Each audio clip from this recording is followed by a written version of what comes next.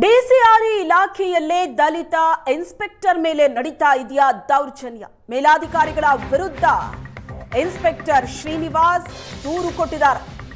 SP ಕರಿಬಸನಗೌಡ, DYSP Maheshwar Gowda ವಿರುದ್ಧ complaint ಆಗಿದೆ. Video ಮಾಡಿ ಆತ್ಮಹತ್ಯೆ ಬೆದರಿಕೆಯನ್ನ ಹಾಕಿದ್ದಾರೆ ಇನ್ಸ್ಪೆಕ್ಟರ್ ಶ್ರೀನಿವಾಸ್. ಜಾತಿ ನಿಂದನೆ ಹಾಗೂ ಮಾನಸಿಕ ಕಿರುಕುಳ ಕೊಟ್ಟಿದ್ದಾರೆ ಅಂತ ಆರೋಪ ಮಾಡಿದ್ದಾರೆ ಇನ್ಸ್ಪೆಕ್ಟರ್. ಪೊಲೀಸ್ ಇಲಾಖೆಯಲ್ಲಿ ದಲಿತ ಅಧಿಕಾರಿಗಳಿಗೆ ಅನ್ಯಾಯ ಆಗ್ತಾ ಇದೆ.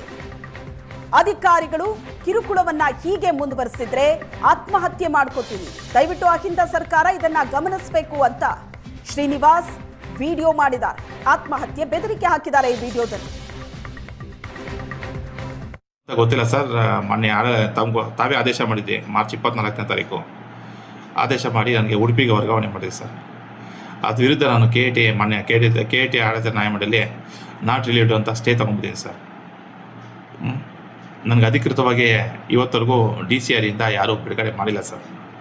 ಆಯಿತಾ, ಬಿಡುಗಡೆ ಮಾಡಿದೆ ಅಂತ ಹೇಳ್ಬಿಟ್ಟು ಮಾನ್ಯ ಶ್ರೀಯುತರಾದ ಕರಿಬಸನಗೌಡರು SP, ಅವರು DYSP ಹುದ್ದೆ ಮಾತ್ರ ಇರೋದು, SP ಹುದ್ದೆ ಅಲ್ಲ ಸರ್.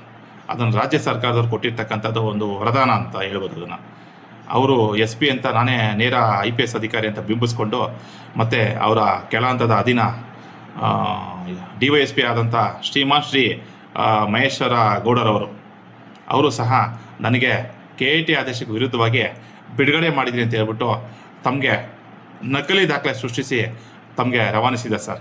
ಆಯಿತಾ, ದಲಿತ ಅಧಿಕಾರಿಗೆ ಕರ್ನಾಟಕ ರಾಜ್ಯ ಸರ್ಕಾರದಲ್ಲಿ ರಕ್ಷಣೆ ಇಲ್ದಂಗಾಗಿದೆ. ಆಯಿತಾ, ನಮ್ಮಲ್ಲಿ ಎಲ್ಲ ಈ ಕರಿಬಸನಗೌಡರು, ಮಹೇಶ್ ಗೌಡರು ಇವ್ರದ್ದು ಎಲ್ಲ ಆಗೋಗಿದೆ ಸರ್. ಆಯಿತಾ, ದಯವಿಟ್ಟು ನಾನು ಹೇಳೋದಿಷ್ಟೇ ಸರ್, ತಮಗೆ ಹಿರಿಯ ಅಧಿಕಾರಿಗಳಾಗಿದ್ರ, ಆಯಿತಾ, ದೊಡ್ಡವರಾಗಿದ್ರ, ನಾನು ಒಂದು 20 ವರ್ಷ ಸೇವಾವಧಿ ಸಲ್ಲಿಸಿದ್ದೀನಿ. ಒಂದೇ ಒಂದು ಕಪ್ಪು ಚುಕ್ಕೆ ಇಲ್ಲದೆ ಕರ್ನಾಟಕದಲ್ಲಿ, ಆಯಿತಾ, ಪೊಲೀಸ್ ಇಲಾಖೆಯಲ್ಲಿ ನಡ್ಕೊಂಡು ಬಂದಿದ್ದೀನಿ. ಪಾರದರ್ಶಕವಾಗಿ ಕೆಲಸ ಮಾಡ್ಕೊಂಡು ಬಂದಿದ್ದೀನಿ. ಆದರೆ ಯಾವುದೇ ಒಂದು ಮುಂದಿನ ಅವಘಡ ಅಂತ ನೋಡಿ ಸರ್, ತಿರುಗ್ತಾ ಇದೆ ತಣ್ಣನೆ ಗಾಳಿ. ಆಯಿತಾ, ಅದು ಯಾವುದೇ ಕಾರಣಕ್ಕೂ ಮುಂದಿನ ಅವಘಡಕ್ಕೆ ತಾವು ಅವಕಾಶ ಮಾಡಿಕೊಡಕ್ಕೆ ಹೋಗ್ಬಿಡಿ ಸರ್. ಏನಾದರೂ ಒಳಸಂಚು ಮಾಡಿ, ಒಳಪಿತೋರು ಮಾಡಿ, ಆಯಿತಾ, ನನ್ನ ವಿರುದ್ಧ ಷಡ್ಯಂತ್ರ ಮಾಡ್ತಾ ಇದ್ದರೆ ಖಂಡಿತ ಮಾಡೋಕ್ಕೆ ಹೋಗ್ಬಿಡಿ ಸರ್. ಮುಂದಿನ ಯಾವುದೇ ಒಂದು ಪರಿಣಾಮಗಳಿಗೆ